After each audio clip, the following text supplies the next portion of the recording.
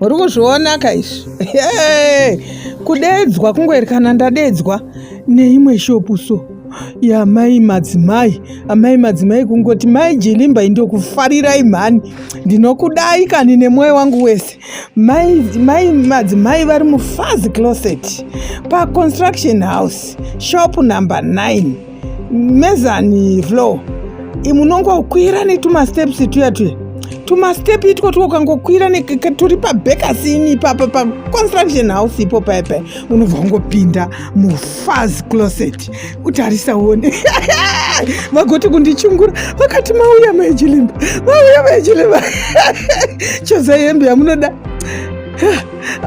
Amai Fazi vachiri kunyatsoona kuti yowe mudzimai uyu akasununguka kani vedu we, mudzimai anondida nemwoyo wake wese.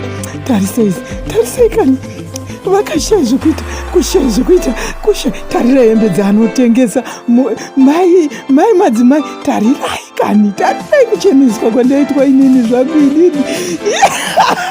Hembe dzese idzi, tarirai dzese idzi ndedze muFazi Closet ipapo paConstruction House shop number 9 chaiyo muMezani floor.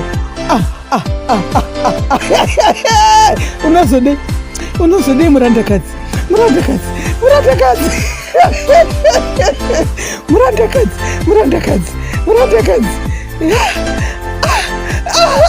Ndikati nekabhegi zvikandazviite kuti muende musina kabhegi kanomecha.